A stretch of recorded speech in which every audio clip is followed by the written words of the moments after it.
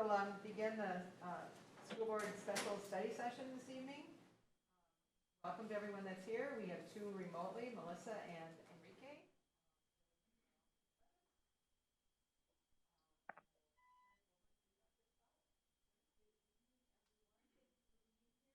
Our purpose of study sessions is always conversations and share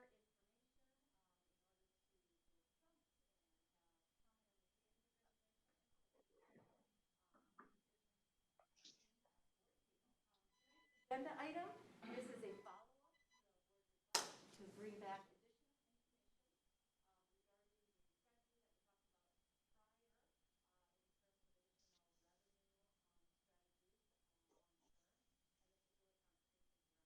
potential technology levy.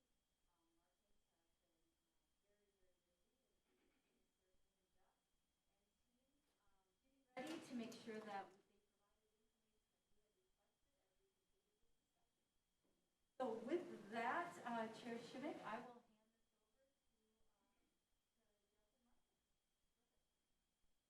hand this over to Marcus. To both of us. Members of the board, Dr. Stelling, my name is Marcus Malazzo, for Prior Lake Sanitary Schools.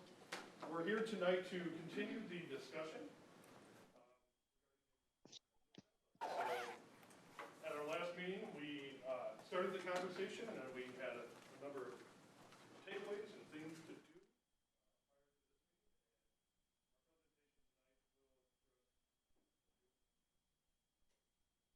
Very best to answer your questions. It is our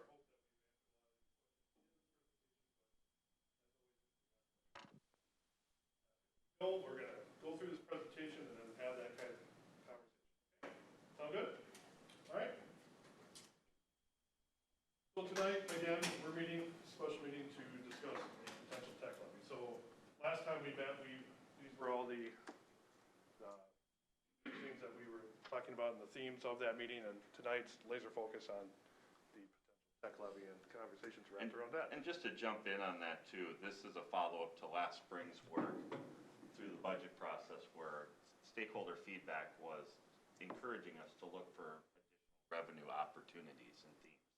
This is in line with a continuation of that. And this is a slide you saw last week, and this was our tech budget overview, and we have $1920 and projected $2021, but a couple line items here. When we're talking about software, that includes instructional software and administrative software, so that's total software cost. Hardware, this is really focusing on our devices right now, whether that's staff laptops or student iPads, and we'll speak to that.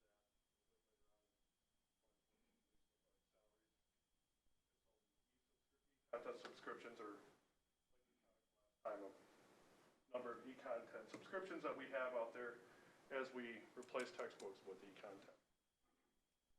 Cell phones and then the assessments are as well. And depending on what happens with assessments, that number might change quite a bit. Excuse me. This is a slide we shared last time. It's our staffing comparison and the ratios. Had conversations and we want to be clear on this, is we surveyed districts, we reached out to districts, we searched the websites, talked to directors of tech, we talked to HR departments, we referenced org charts, and we did our best to compare, okay, here's what an IT department looks like at Shakopee or Easton Carver. Now, those numbers could be fluid as well. You know, tech integrationists, they work with me very, very closely, but they're also members of the teaching and learning department, but we included them. So we're doing our best to compare what the actual tech staff is for each school district, but you know, those numbers are a bit fluid, and sometimes districts could include if they have a Project Lead the Way teacher or a supervisor that's running robotics. They might be included in those numbers. We did our best to say, okay, what does this really look, what do the tech departments of each district look like? Not trying to inflate or decrease numbers. We're really trying to do our very best to say tech departments at these districts. That's what those numbers look like. But you know, go ahead. I would say too that when we're looking at the tech, there's the support side of it. So So there's that part that's wrapped into this, so, you know, what makes things work behind the scenes in terms of infrastructure, products, materials, hardware, software. The other part you can see in the note down there is what is the tech staff for also supporting staff so that it's used in the learning format too. So where you see the tech integration specialist or tech paras, you see, we tried to show both sides here.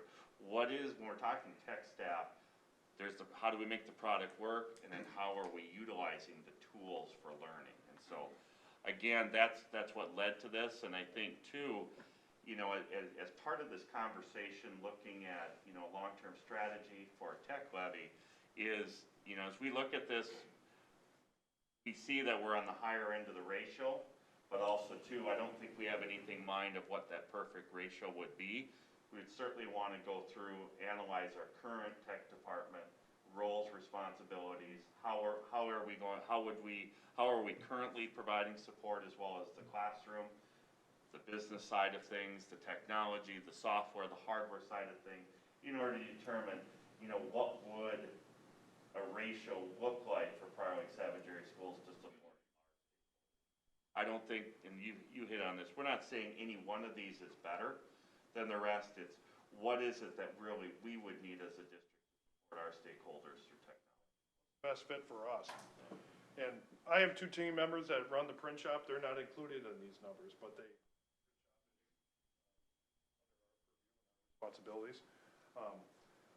What we did, we asked the print shop staff members to help us with distance learning and distribution of iPads this spring. It was all hands on deck. So the print shop closed for a couple days while they were helping us process iPads. So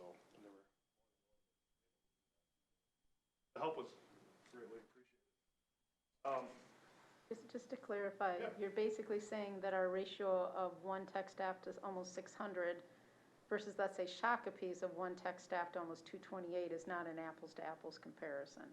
We would want to certainly look at it more deeply to say, you know, what does this look like? What are, you know, the org charts? What are the job responsibilities? But then, like I mentioned, we have to do really an internal, you know, look at how are we currently providing support, response time, you know, that type of thing too. So I think the last time the tech department went through a restructure and a reorg was about 10, 11 years ago. 11 years ago. So times have changed, and if, you know, to Jeff's point, we do that internal audit, make sure that we're meeting our needs of all of our stakeholders and all the types of devices and hardware and software and everything that we are in charge of supporting. Same slide as last time, we shared our mobile device inventory. So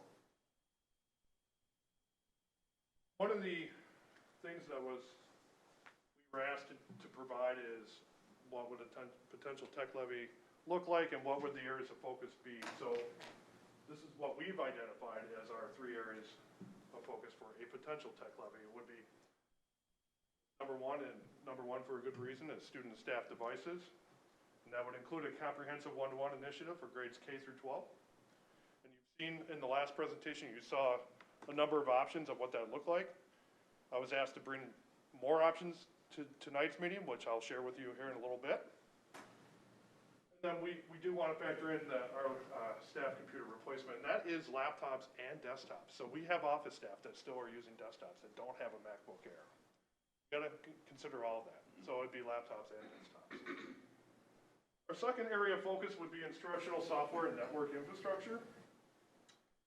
Listed here at the beginning of the list are the instructional software, and you saw that last time, whether it's Adobe Creative Cloud, G Suite for Education, Microsoft School GC Smart Learning Software.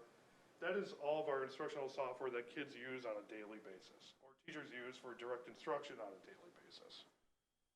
Those are the forward-facing tools that staff and students are using daily. Added classroom peripherals, because we have a number of aging smart boards and projectors out in our classrooms that have not been replaced in about 11 or 12 years. So we've included that, and we're incorporating smart boards or older monitors or older projectors as classroom peripherals. Security cameras. We've gone through a refresh of security cameras, but the The more cameras we add, the more data retention, the more space is required to try to hit our windows of our retention rates. So we've included security cameras, network switches. We've just gone through a refresh, but we don't want to get to a point where our switches are end of sale or end of life and not being supported anymore. So we try to keep that on a 4 to 5 year replacement cycle. Access points we put in a couple summers ago. Wi-Fi 6 is out. That's not what these are running. So it's something that 2 to 3 years we'll look at doing a refresh of wireless access points. Our voice over IP phone system is about 10 years old. There's lots of different technologies out there for that. I'm not a phone expert, but I know enough about VoIP phones that you used to have the PBXs and the controllers on-prem. A lot of it's moving off-prem. So it's something we do a lot of research on. As that system ages, it's working really well and meets our needs. And it is not like the situation, I know, that's why I knocked on one. It's not like the situation we were in last time when we went to go replace the system. So it's not collapsing all around us, but it's something we definitely want to look at refreshing. And then the third area of focus would be additional tech staffing, whether that's technology specialists, field technicians, or oversight. If we are going to add more devices and put the devices in the hands of students, I will need more team members in order to help me and help the district support all these devices. Very different deployment from a cart model where the device sits and waits for a student to use it versus a device that goes home in hopefully a backpack, a protected backpack or padded case, and goes home and is used at home and in the car and at school and wherever, which is great. Anytime learning, that's what we want. We are bringing the technology to the kids instead of the kids to the technology, but that has an impact on our total cost of ownership. Labor costs go up, repair costs go up. So we need to factor that in. We need to be thinking about that as we have this conversation about how are we going to staff or right-size our staffing, not only address this, but current needs, but future. So that's why it's an area of focus. Excuse me. I've added 2 more options for the discussion this evening that I wanted to share with you tonight. I'm going to go through these quickly. If there's questions, stop me, but it's option 5 and 6. So we have 6 options out there right now for potential one-to-one deployments. This one consists of iPads K3 and Chromebooks 412. The costs associated with the iPads and the cases, the Jamf licensing, that's our MDM, or our mobile device management solution that manages the device, the iOS device, and then the Chromebook cost. And the Chromebook has a one-time fee, the licensing fee, that we pay. It's a one-time fee, we pay it, and then it's covered for the term of that device. That's baked into those costs as well. It's not split out. And because the last meeting we had in the conversation is, what would that look like on an annual basis? How would you pay for that? How would you, spread out those costs? What I did was I reached out to 2 leasing companies we've used in the past for desktops and mobile devices. Here's option 5 and here's option 6. I want you to give me 3 different types of leasing options for this proposal. I want you to give me a lease purchase, which you'll notice that the term is 4 years for all these. A lease purchase where the annual payments can be higher, but we own the devices at the end of the lease. That's lease purchase. Both companies provided that. I put it as example 1. This company will charge you an extra fee there if you decide to keep them. Example 2 is a balloon. So at the end of the lease, there's a balloon payment, and it's based off a percentage of what the device is worth. You make the balloon payment, then you own it. So I asked both companies to provide a balloon payment option. Third is fair market value. Is what they do at the end of the year. At the end of the lease, they say, okay, this device is worth this much. It's a percentage of that as well, and then you pay that fair market value, and then you own the device. Now, on any of these, we can turn the devices in. own them. If we go with lease purchase, we would own them at the end of the term. So if it's something where we don't want to own these devices at the end of the term, some of these companies have a buyback option, and it's X amount of dollars for a Chromebook, X amount of dollars for an iPad. I mean, it's all baked into the proposals and the contracts that we would sign, but you could turn around and turn them all back in. As long as they're in decent working condition, you can't give them a destroyed device and say, here's one of them. You're on the hook for that one, okay? But there are options, and we can turn it back in and do it all over again. It'd be after year 4, and then we refresh our entire inventory again.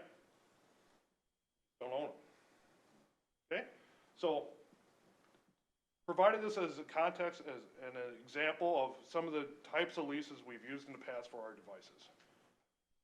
Lease allows us to spread out the payment, fixed, you could budget for it, it allows us to do big projects and spread out the costs over time.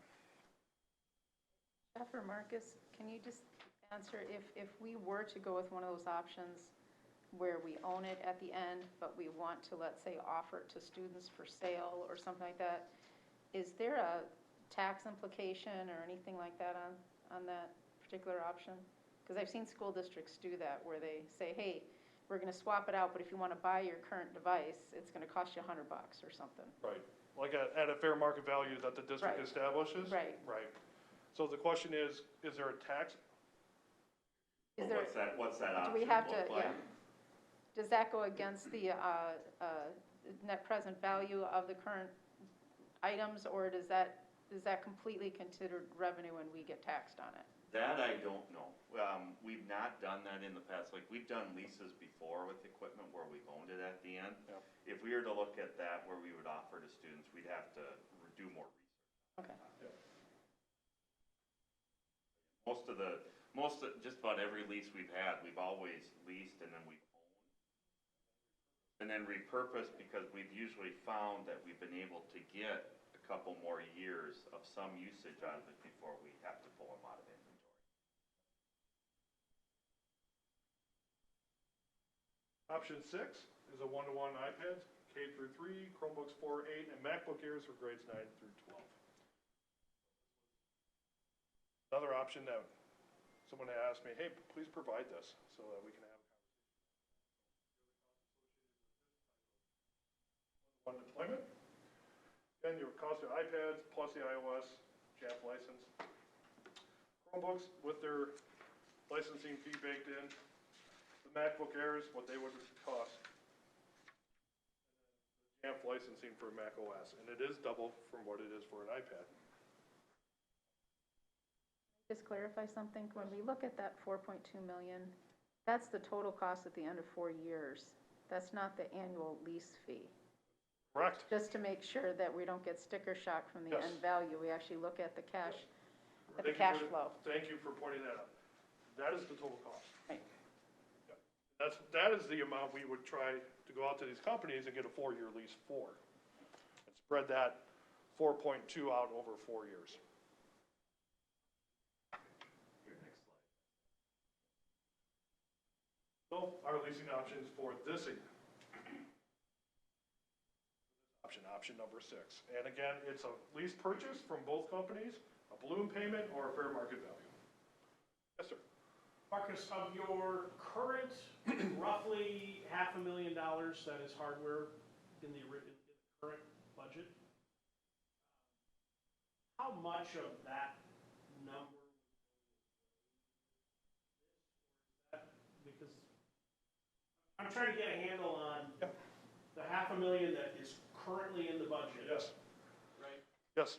So A portion of that's going away. portion of it, but not all of it. So If you had a ballpark, that'd be great. I have it in front of me. So in 2021, our current year, we are in year 2 of our lease for the MacBook Airs, and that cost is $151,252 per year.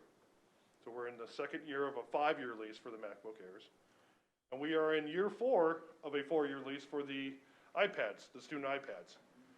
So after that last payment, that $344,704, which is the annual payment for the iPads.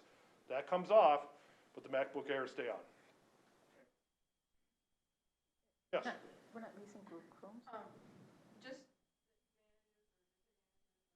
MacBook Airs over the Chrome.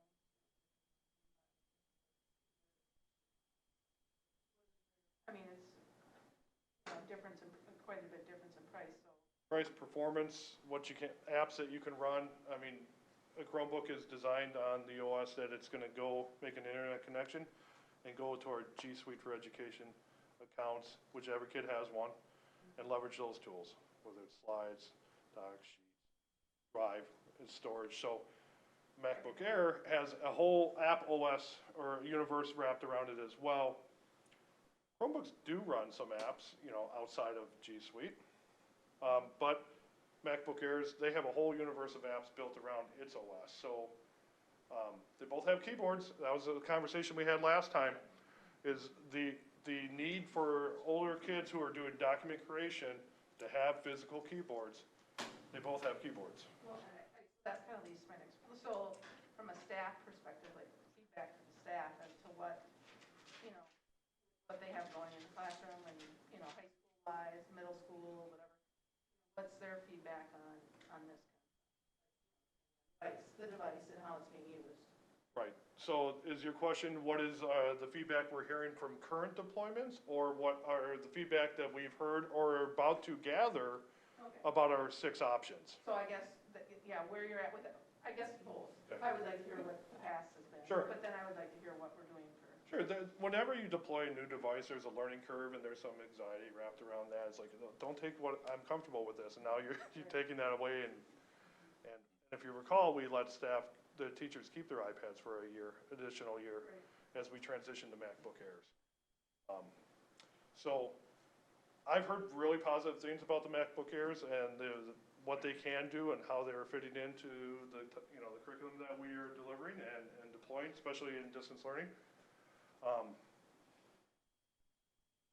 We have not, to this point, and we will in the near future, depending on how this conversation goes, survey all stakeholders on the options that we're presenting and saying, what do you feel is the best fit for what you do in your classroom? And I know it's important to the board, it's important to us. We have not gathered that feedback yet, but if we move forward and there's a proposal and a resolution, that's our next step. It's one of our very next steps. Gather that feedback and say, here's some options. What are your thoughts? Marcus, the MacBook Airs have hard drive storage too, so the internet connection isn't 100%, plus they'll support both the Google and the Microsoft suites. Absolutely correct. Big difference. It is a huge difference. If we're thinking about this from the standpoint of preparing those high school students for what's next, I'm not familiar with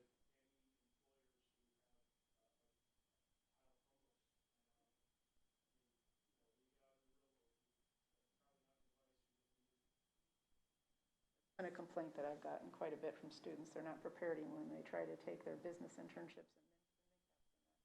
Nobody uses Gmail in the business world, or, by the way, even in college, for that matter. I want to clarify process and timeline, and maybe you've all got this down. But what we're going to talk about is forward with this soon. But I want to see where baked in there we would have an opportunity to have feedback from teachers, deciding what we would go to the public. They don't determine, obviously, finance, but I would feel much better knowing their curriculum.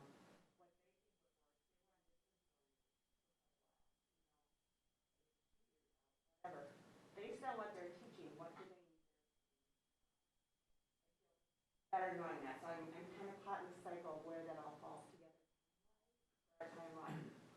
Does that make sense? That would be a very quick turnaround on that type of timeline. Plus, you also have a cost factor here too, because these options there is a swing in terms of the functionality and what type of experience we're looking at. I think from a survey standpoint, I mean, I think I think we all understand some of the preliminary feedback is the keyboard, you know, even as low as 4th grade, all the way up. Now, what that looks like from a Chromebook to a MacBook Air, there's a big difference there. But you are looking at certainly more creation, documents, those types of things. We would have to have some feedback. We would get some feedback here very quickly from the standpoint of gathering some feedback.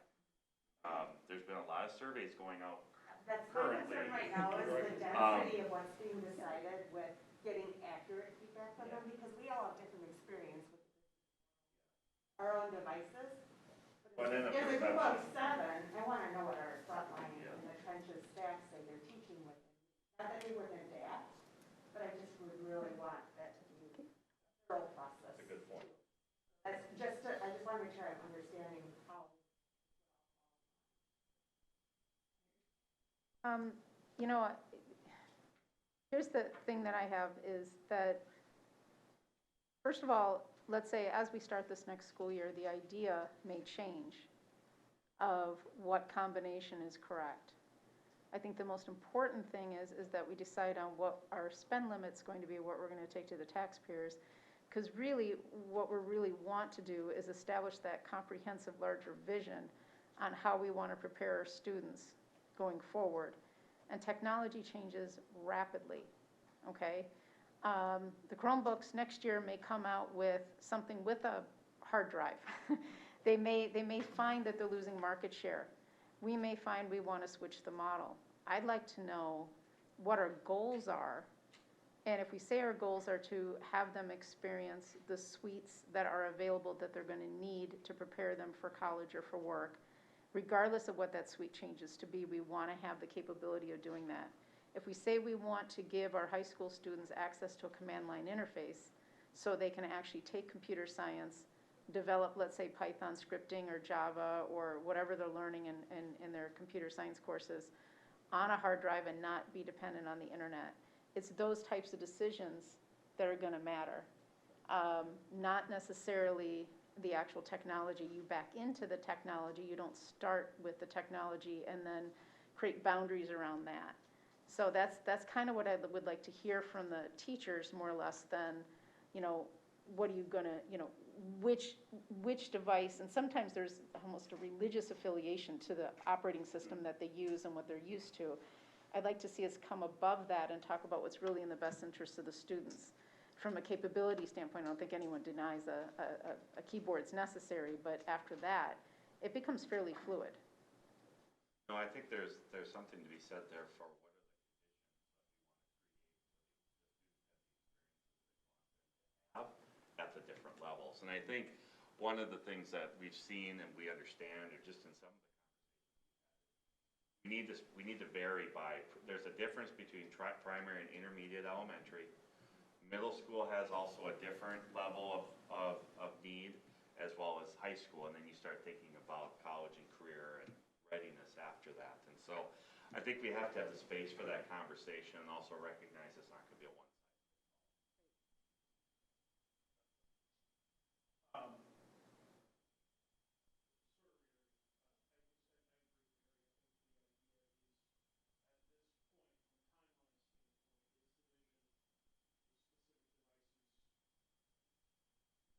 Come later, so to speak. And I do think we want to have some idea around it, because it is going to be something you need to be able to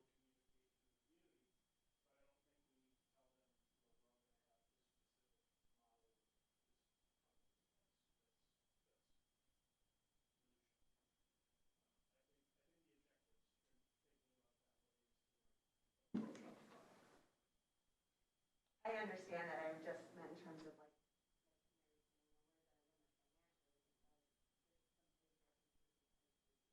I wouldn't want to make that decision as a board without hearing what that big issue is. Another takeaway from last meeting was, you know, does figure in and factor into the total repair costs. And I just pulled numbers of all 3 types of devices we have, and so majority of our repairs are screen repairs. What we're dealing with right now, MacBook Air screen replacement is averaging $399. That screen replacement is $129. I have some total numbers. Chromebook repairs for last year were $987.64. iPads were $16,830. And MacBook Airs were $1,995.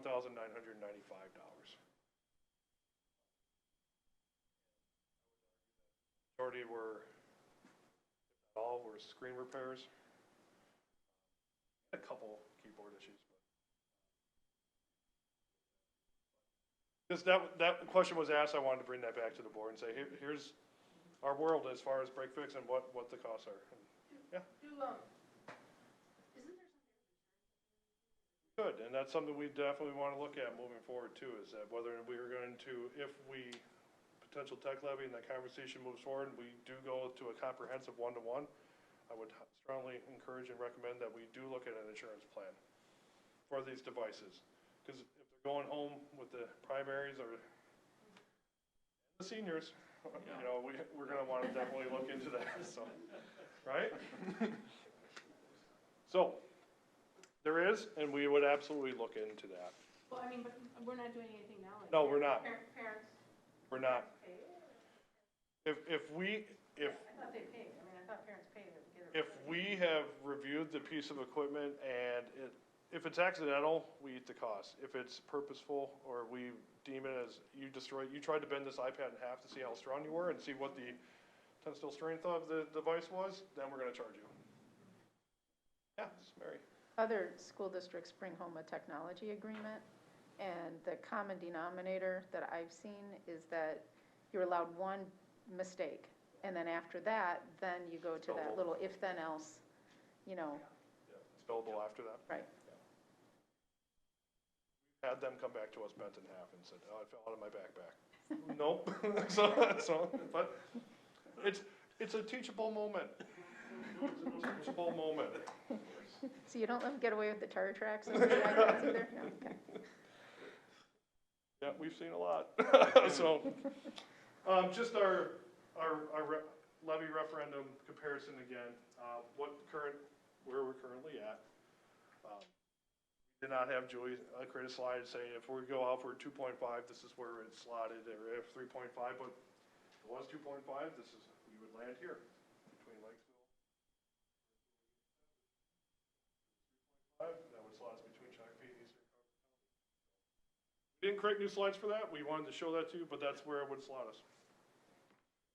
Jeff, do you know if when I think it's Burnsville, when they went out for their $2.5 million levy to give one-to-one Chromebooks, is that's still going on, right? And they did that for the Chromebooks, I believe it was in 2015 or 2016 or something? Tech levies usually run the course of 10 years. Right. Yep. Okay. I believe, if my memory serves me correctly, I'd have to follow up on that just to make sure that's what they did, but they also recently did an operating levy as well. Right.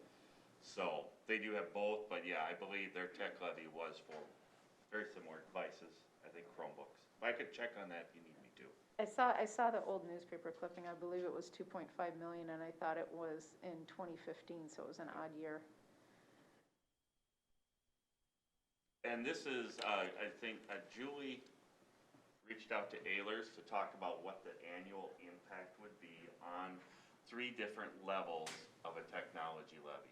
You see the 2.5, 3.5, and 4.5, and again, more higher level conversational purposes of what the annual tax impact would be. I know there was a question that came in seeking some information on, the levy we just recently did with the $109 million bond relative to this.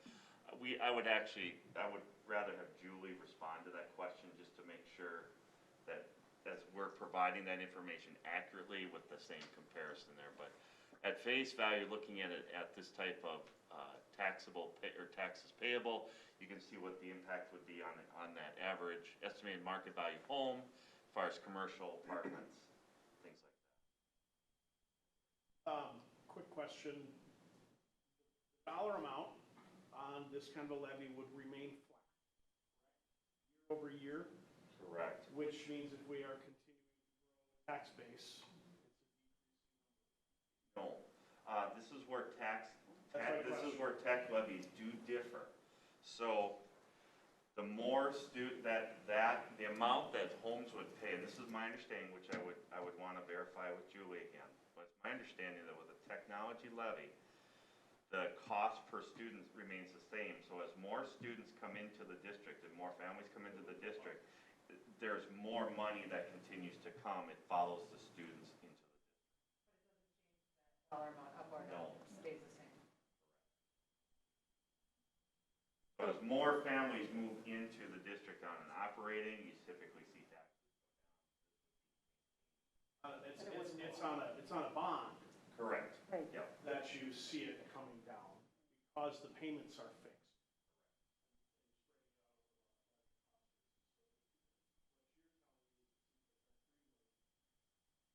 Grow as the student population grows. Yeah, you can see where Burnsville went up to 2.8 million now, and they started off at, yeah. I don't have any.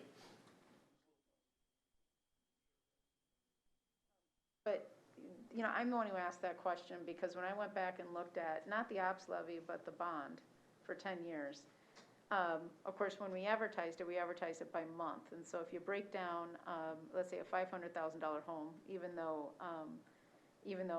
we used 300,000 as the median last time, we're only paying a couple cents more than a 10 million per year bond. Now, it does work different. If you have more families come in, usually you have more homes, so the price just adds to that property value tax. Obviously, commercial industrial wouldn't take a different hit, but the percentages would be different. It did just seem odd to me that we were 20 cents per household per month more with a $10 million bond than we were with a 2.5 per year. The $109 million? The 109 million, yeah. But it was 10 million per year, a little over that for 10 years. And that's why I asked the question of, are we looking at the same time frame? Well, You know, tech what is the levies difference? are 10 years. Bonds are usually refinanced over a course of time. They're beyond 10 years. Yeah, but we That might have estimated something to over do a, with it, too. before we went in there, we estimated, and we did the same thing with, you know, with that. And that's why the numbers looked a little high, but if you break it down for a $500,000 home, it's $15 a month, basically.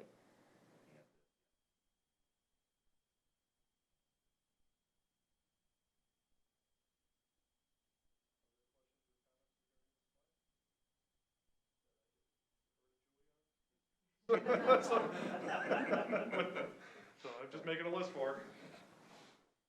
And I think therein lies, there is more work to be done in this area, you know, pending the board. This is something that is certainly part of a communication. Cost would be, and that, those would certainly be those next steps. In addition to narrowing down the devices and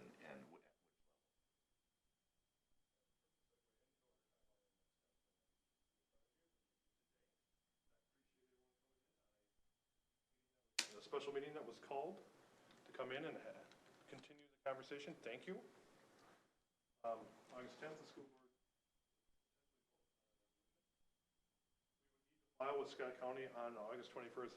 According to Martha, I got that from Martha, so that we would have enough time. That would be the very last day we would need to file with Scott County to put it on the ballot, and then obviously November 3rd. So. And that's the ballot for this November 3rd, the general election.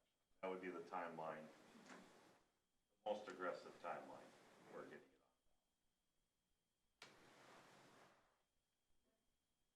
I on. know this is the question for Julie. I know it was addressed last time, I just can't remember. Decided it was too much too fast with everything happening for November. I also have a concern for the community.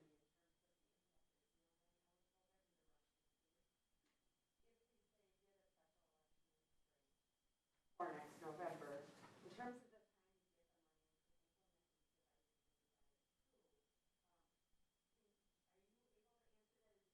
It would be a year You're out. later.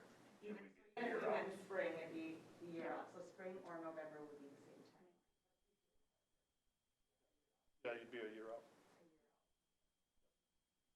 add a year if we didn't vote in November. Okay. Jeff, I thought that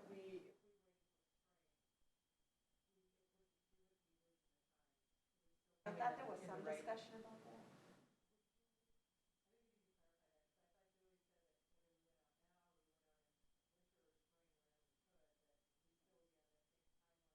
I don't believe that's true. The I- taxes we'll go into fo- effect in January. So I think we need clarification. For sure, we'll Yep. follow up with Julie Absolutely. on that, but I believe it is from the time that there is a successful vote. It's a year late. If we have the vote in the spring, we can't start the taxes in January, so we don't get the money until the following year anyways. And then if we wait till the spring, it's yet another year cycle on that. Also, let's face it, nobody's gonna show up that heavily in the spring anyways. That's always been an issue. I do have a question, and this is more for Terry. Having access to technology has been one of the key issues in closing the gap in the state of Minnesota. They've noted that quite a bit. And if we were to do this, is that something that you feel in your numbers or whatever would help also getting technology in the kids' hands? Great question, and I look at where we are right now.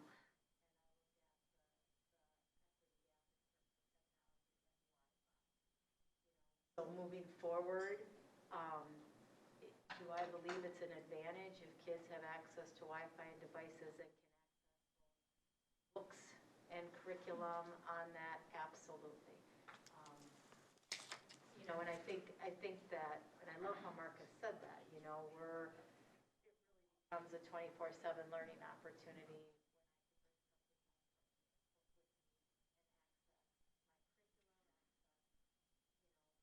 The exploration that kids do, if they're doing some research, longer and more at trees or whatever it is. So I believe it would have to help, Mary, for sure. You know, I think the other thing is I look at the software and you know, I look at IXL, and I don't pretend to be an expert on it, but a new software that we use during distance learning, really kind of a standards base that kids can do on their own. And the minutes, I know one of the slides that Kevin showed us, the minutes that kids were using. Again, we want equitable support for kids, right? So we'd want to be sure all kids then knew how to use it, felt independent to do it on their own if no one was home with them, but they would have access. We would know all kids had access. I think from an equity position, Melissa or Enrique, did you?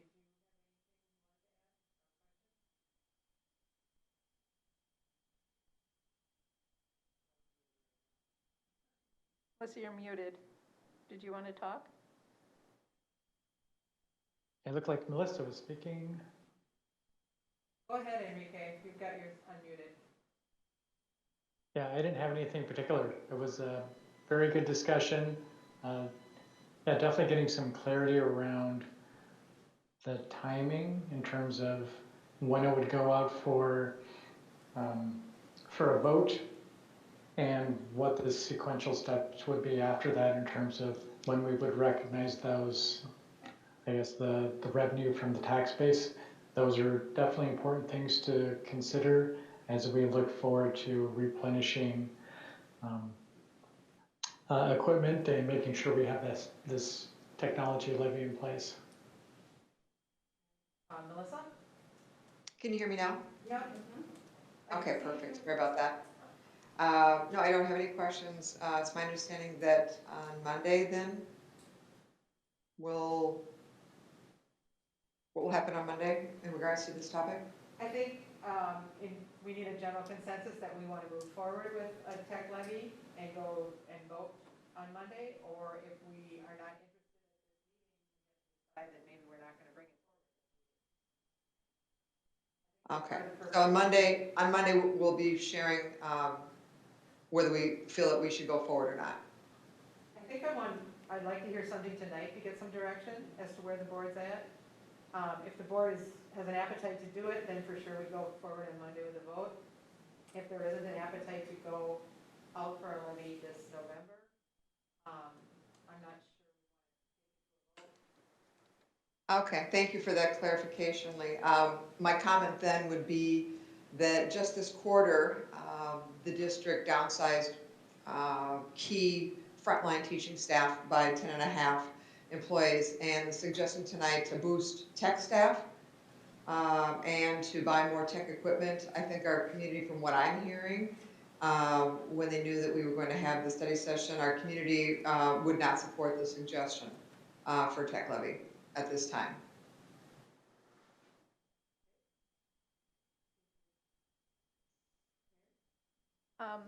Currently, we have to continue to do something with the iPad lease, the Chromebooks that we have on carts, the Chromebooks we have for the various student areas, as well as the teachers. So, in my opinion, right now, all that comes out of the general fund. If we did go do a tech levy, and from the grid that you provided, the highest rate, which was the option 6, I believe, with a combination of Chromebooks, iPads, and MacBook Airs, that would equate to a little over 1.1 million per year that we would be paying. And if we go out for a $2.5 million tech levy, that not only takes care of the annual lease payment, it also takes care of potential additional staff, because, no matter which way, no matter how many times you try to change that apples to apples, that 1 to 600 is pretty stark. Also, it would give us a percentage of, to help satisfy the percentage of total cost of ownership that goes into fixes, as well as resources and extra educational software. By taking that out of the general fund and putting that into a tech levy, we actually help the overall budget. Now, we can't promise we'd stave off additional cuts to staff, but it certainly would help. So maybe it doesn't sound like we're helping the 10 and a half staff that left, but you would think that by saving that money out of the general fund, we'd be at least giving us a buffer for future cuts. And that's the way I look at it. So I don't look at it as it's just technology and the community won't support this. It's the part we can carve out so that we do save more of the general fund. So essentially, it helps everybody. That's kind of the way I look at it. The other thing is obviously my personal experiences with dealing with the kids in March through June was just, it was eye-opening to begin with just the iPads, because we're long overdue for making these types of decisions. But man, that was, even families that can afford the technology were struggling with this, with trying to get everything off of the iPads. So we're going to have to do something to help better prepare these kids, support the staff, this also, I think, and I'm not, I haven't heard back from any teachers, but I would think that this would also enable the teachers to do more regardless of the learning environment. That's my opinion.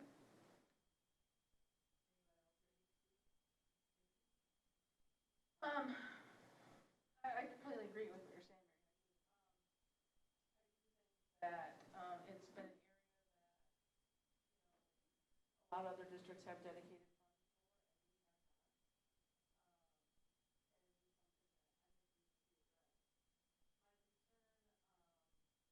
timing standpoint is feedback from staff, feedback from stakeholders, having August 10th.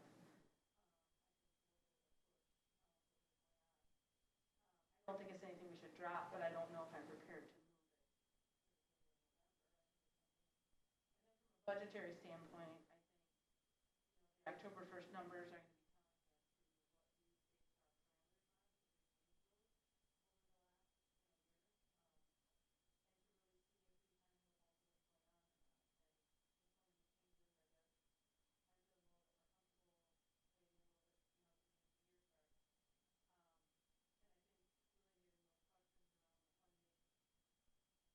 far as, you know, timeline, when they're I'm a little hesitant to push the trigger right now, but I don't want to leave, I don't want this to go away, because I think exactly what Mary said, this will take all these other districts,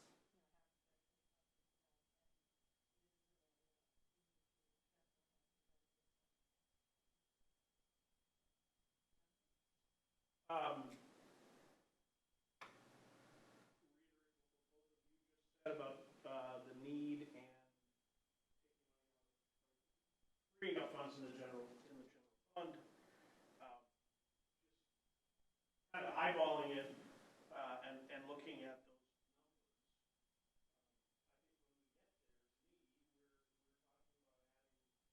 roughly, if we're on the high end,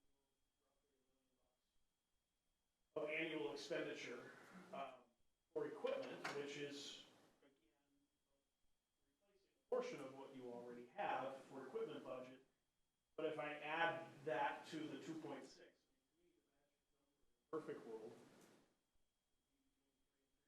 5, and we would be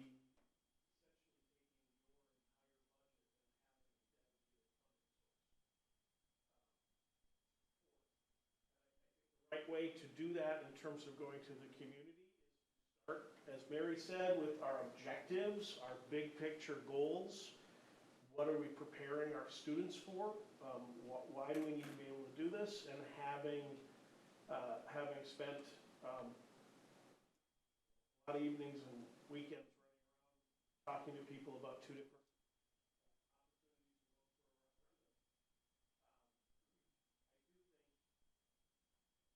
first time when we failed, it felt, whether it was this way factual or not, it felt like something was put together by the board and vote on this. And the second go around, there was an awful lot of community input. There was an awful lot of process involved. Part of me would love to go out right now because I'm concerned about what our budget is. Having to wait a full year for it, cuts next year that we otherwise wouldn't make.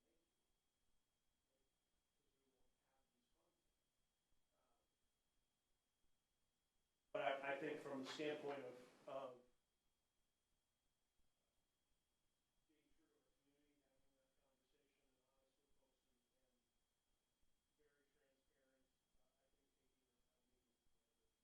I'm on board.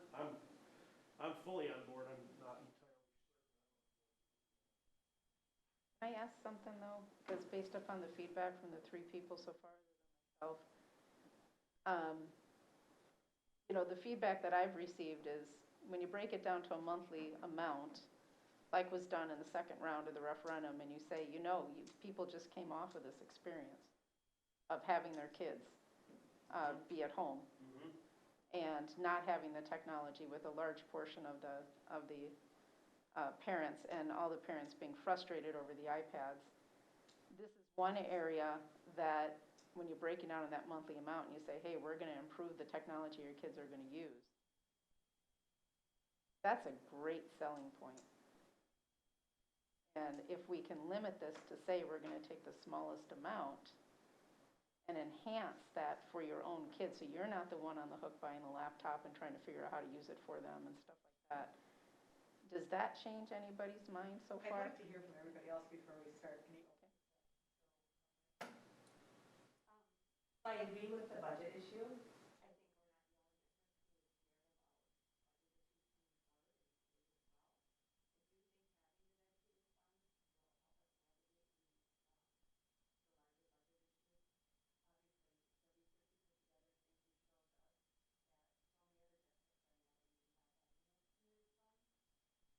I am uncomfortable with the timing. I feel like the elephant in the room right now is COVID-19, and we're telling everybody, we'd be trying to say, look over the corner.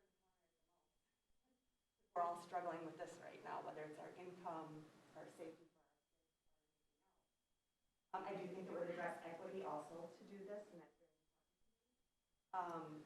But if we put it in the November ballot, not all of the voters coming for presidential election also see that line that says by voting. I want to keep that in mind when we have a community that several may be struggling right now due to the financial. They're waiting to see where the next relief bill all of our voters, not just our parents, what they might be thinking. I also agree with Jonathan in the sense that I feel like a well thought out, stakeholder engaged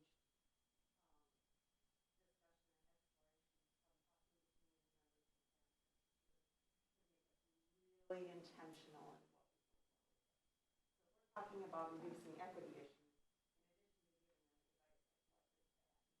Talking about, I am all on board in voting to go forward.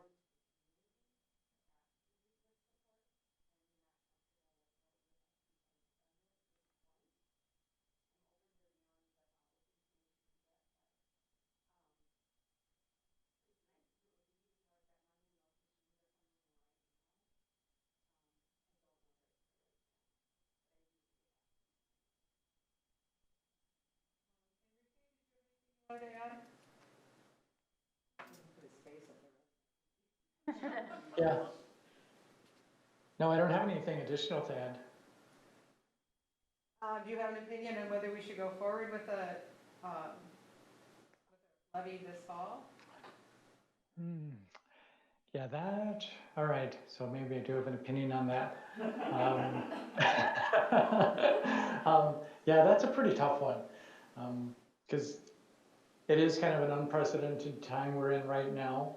I think it was, trying to survey the room, I think it was Michael that might have, or Mary that pointed it out, that yes, we had our kids home for kind of thrust upon us all of a sudden in March.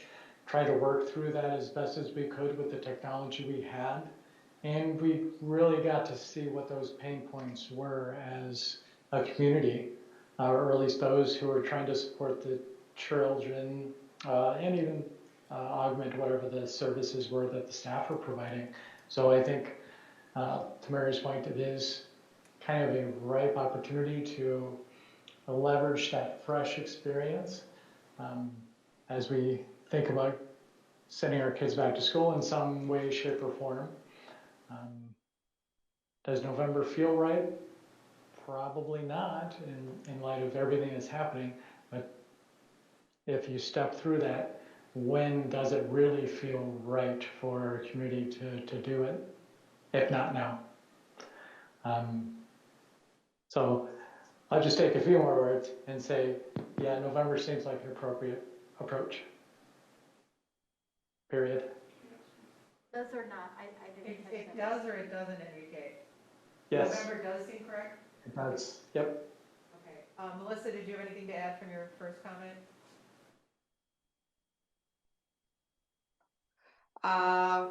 Just that we need to live within our means more than ever right now. And we were able to get through this last 5 months, and I've already had feedback come into me, and I've been told very bluntly that this is not the right time at all, that we've had difficulties managing our money over the last year, and there's no way to expect a tech levy to be on the ballot to fly. That's it. All right. Okay.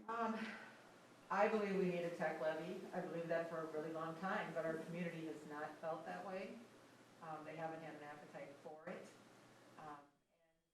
Fortunately, we've been able to get by without it. Now we're at a point where it's going to hurt more to not have one. I think it's important that we, continue the discussion. We start getting information out to the public about the tech levy, why we need one, what it'd be used for. But I in no way think that we can educate the community in a couple of months to get it, get good discussion, to get good stakeholder input. Because really we need the input by next Monday. We cannot do that. I mean, we've got parents that are scared about what they're going to do with their kids this year. I just don't think it's fair to even ask them that. Yes, we can relieve the general fund money by having a tech levy, but it's still money coming out of community members' pockets, parents or otherwise. And I think they're worried about a lot of things, and I feel like we are being negligent to ask them for one more thing that they have to deal with this fall. I supported tech levy, but the timing right now is not good, and it's a financial timing. It's educating the community about what it means. I've heard endlessly in 17 years that we didn't get input, we didn't get a chance to talk about it, we didn't get a chance to say what we thought, and we go forward with this, I'd have to agree with them. We're not giving them that chance. And then, they got the financial impact for them. And some of them are gonna be wondering how they're gonna do other things. I feel pretty strongly that we cannot do it in November. So I have a question about that. First of all, this isn't asking for $109 million worth of, building. This is telling somebody unfortunately, the average cost in Pearl Lake right now is a little over $500,000, thanks to the homes on the lake and a few other of them, but that's not realistic. If you added, and for those that don't get the TIF basis, which a lot of them do, if you added $100 a year to your expenses, your kid could get a $700 MacBook Air in high school, basically, because that's what they cost on the market. And we would have enough money left over. So it's almost like a mini lease plan. And if we were that simple, because that's what it is, and we played on what's out there, let's say let's just say, for instance, it doesn't pass. What are we really out?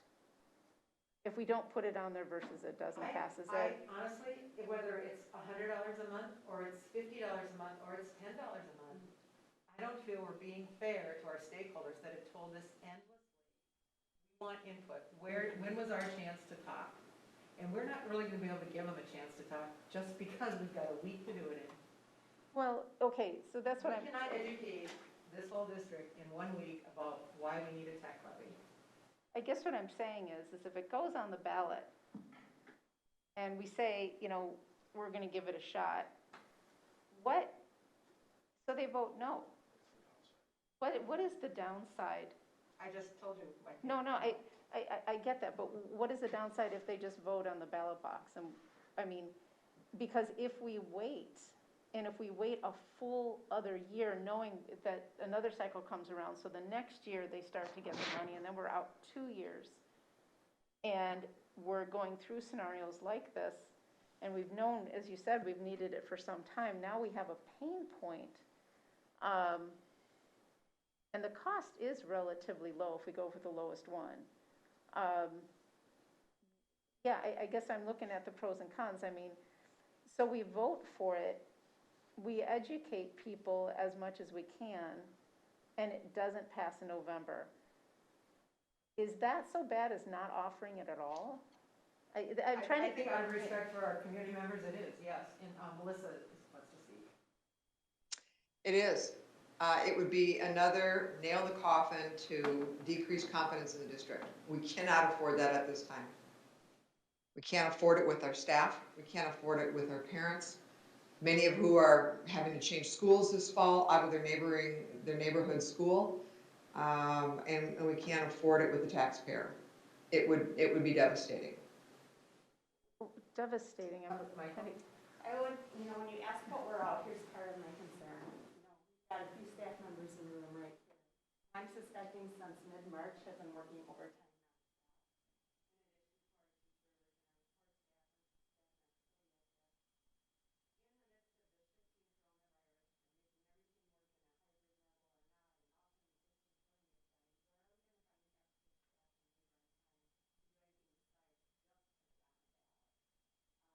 That's what I feel we could lose right now. I feel like we have trapped our team, not us, specifically. How to even ask them to prepare.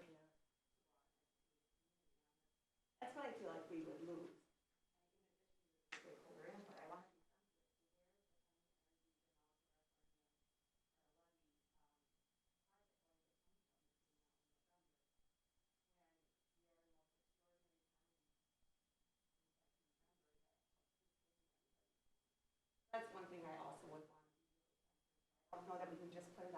And just to remember that, think about your voters who are going to show up in a presidential election.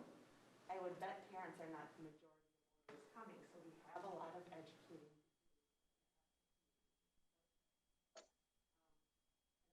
Yep, I can see it. But several people are not.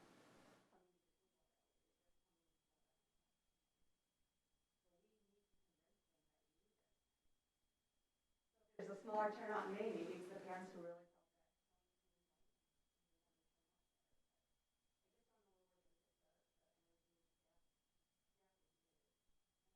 Are we kind of conflating a $109 million referendum with an ops levy and a long-term facilities maintenance plan with a $2.5 million tech levy? Because when you look at other districts, they didn't really have to put forth that much effort except for educating online. I mean, this is a $2.5 million tech levy. I guess, you know, and I think we're also not understanding. Well, no, I'm looking at the lowest amount. That's what I'm comparing it to, because I personally couldn't justify going out for 4.5 million because our costs aren't that high.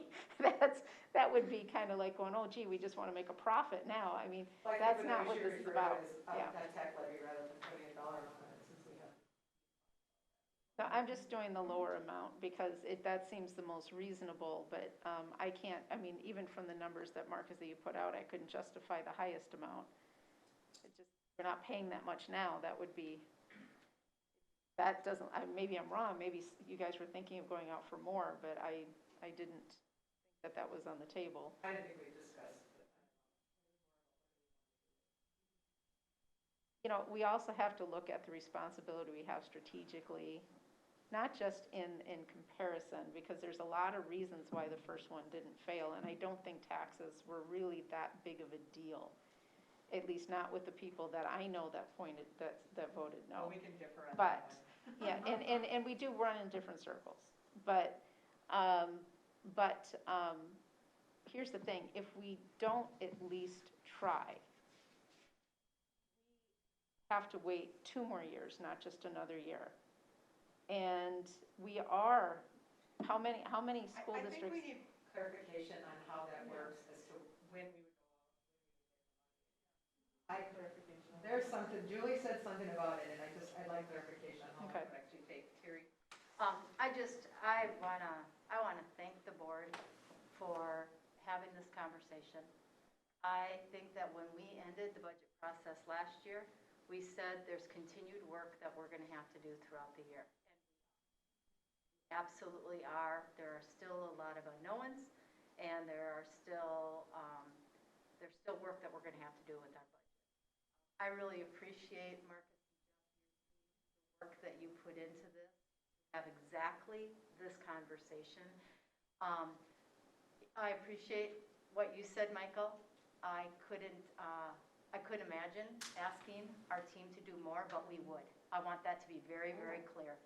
If this was the direction of the board, which is not what I'm hearing tonight, if this was the direction of the board, we would deliver on that. I love the comments about the stakeholder engagement and that process.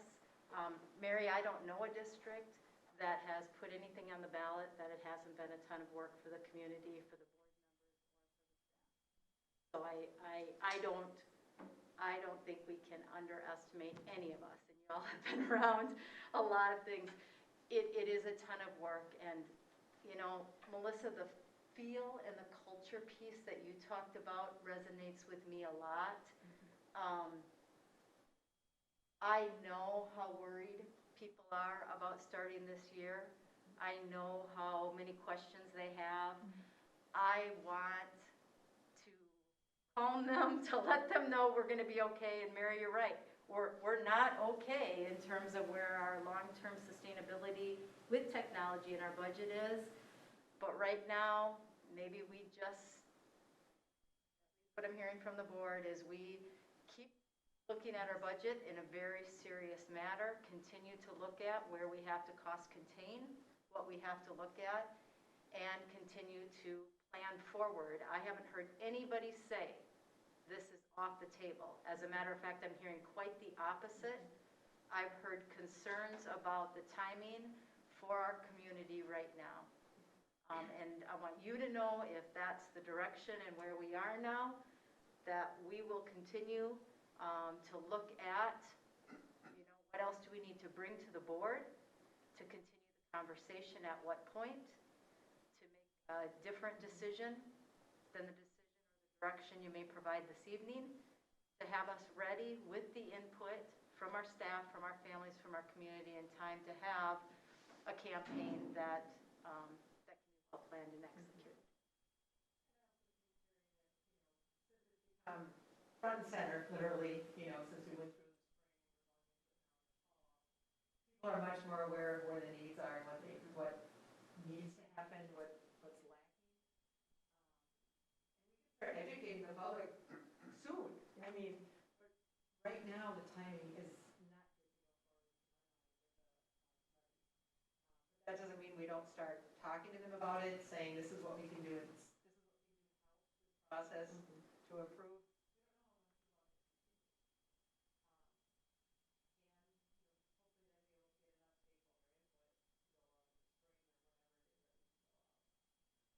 I was just gonna add, just what I gathered is continued work and refinement on educational goals and experience. And part of that too is with our current interesting times is evaluating the current experience to help us shape what the vision is. So there's a great opportunity there.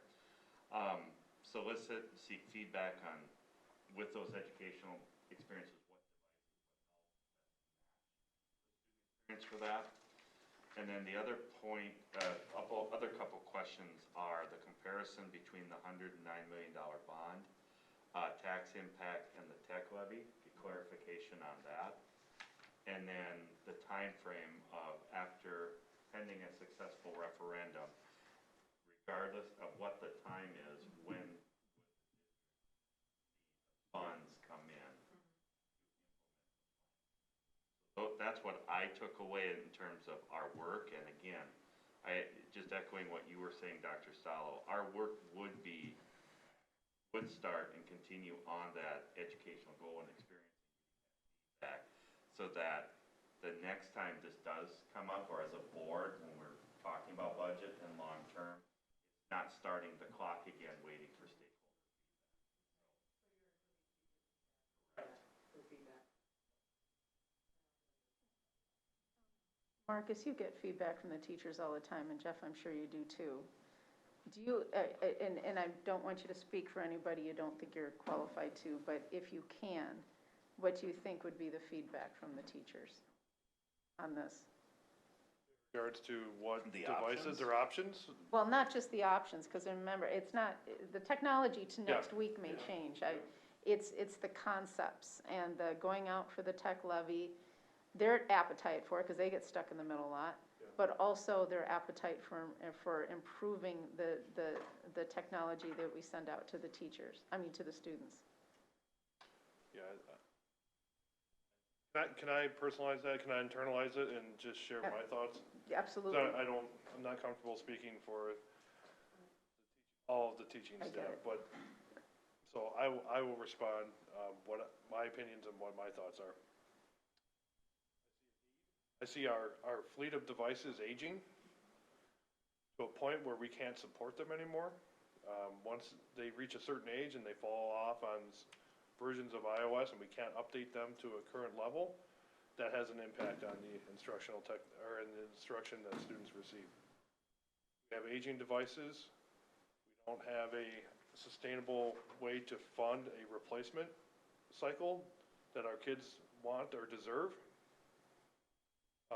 I'm concerned that we're going down this road where we don't have those resources available. We don't have a funding mechanism in place, and we're gonna get to a point where this stuff is obsolete, and we will not be able to deliver potentially a one-to-one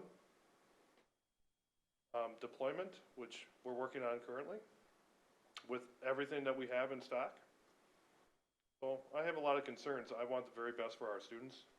I want the very best for our staff. I want them to be on devices that they can utilize and be current and relevant and go beyond our expectations. I feel that in a year or two, that's going to be our scenario. So we will do our very best, put the best devices in the hands of students that we have available to us. My team will work extremely hard to support our current inventory. At a certain point, this equipment, these devices, will not meet the needs of our students. We're at a crossroads. And as a former educator and a coach, I got into this profession to make a difference and help students be the best that they can be.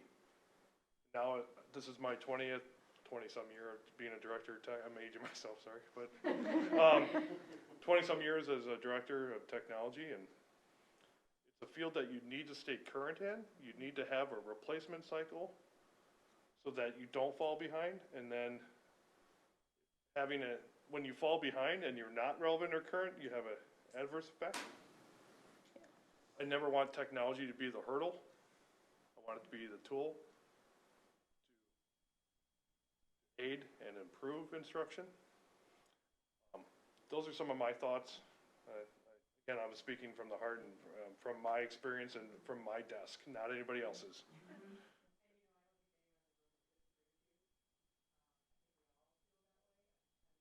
But I think everyone feels.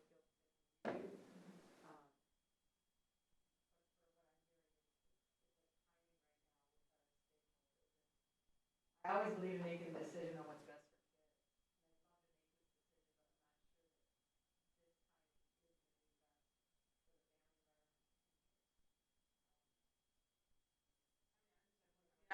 I want this to be, I mean, it's not like I want to see this in 6 months. I want to see this come back so that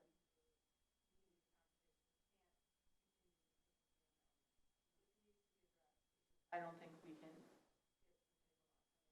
back and make sure I'm hoping that we're going to see this not 6 months from now.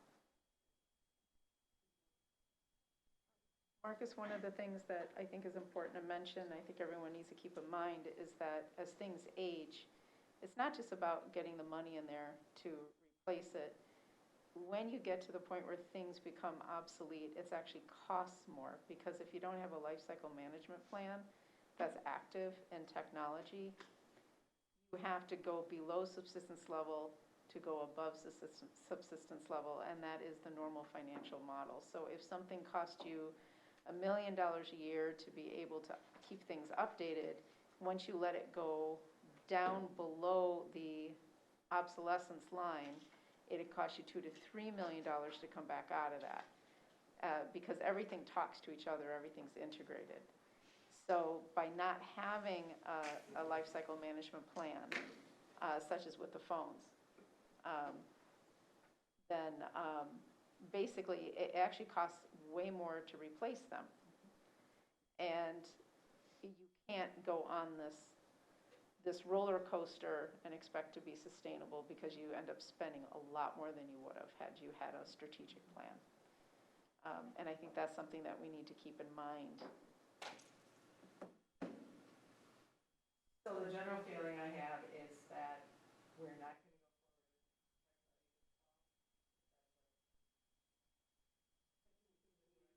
Discussion Yeah. after, so that we Absolutely. move, as soon as we can move, let's move. Planning, as Jeff said, that's what we're hearing from direction is of long-range vision, in terms of input, figure out what that process looks like as we're watching the budget this fall, to see what that impact is.